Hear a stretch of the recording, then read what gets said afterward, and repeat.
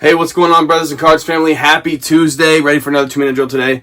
I want to talk about this book here. This is my Bible. Kind of looks like a football. I received this Bible when I graduated from Taylor University. My coach gave this to me. It's been a special gift. I've held on to it ever since. But I kind of want to talk about, why we go to the Bible. There's several different purposes that this book can have when we decide to go to it. Sometimes we're going to learn things, right? I mean, it's a book. It's a historical book. There's a lot of times that we can look at it as with an academic purpose. Go try to learn things, right? Another purpose is, if we're trying to, get closer to Jesus. Those Gospels, Matthew, Mark, Luke, and John. If you're ever trying to learn more or just understand, just improve your relationship with Jesus, I highly, highly suggest you read those books. That's Matthew, Mark, Luke, and John.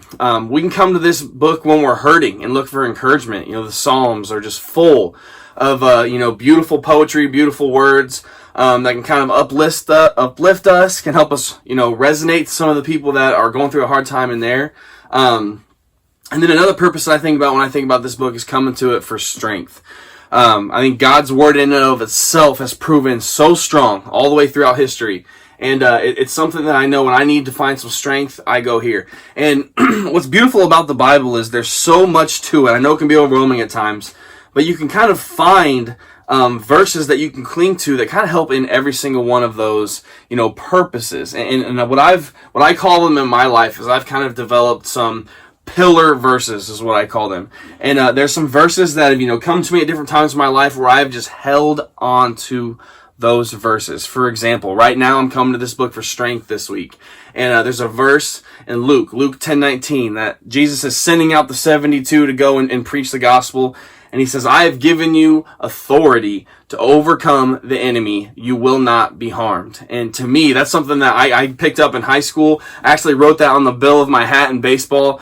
Very much of a do not fear, and that God's given me authority to do great things. And that's a verse that brings me a lot of strength.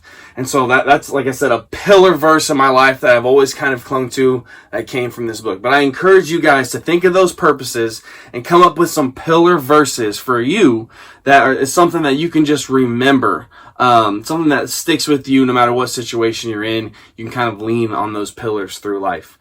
But hopefully that can, bring some truth to your life that's rooted in there. That, no matter how your day goes or how your week goes, you have something to lean on in God's Word.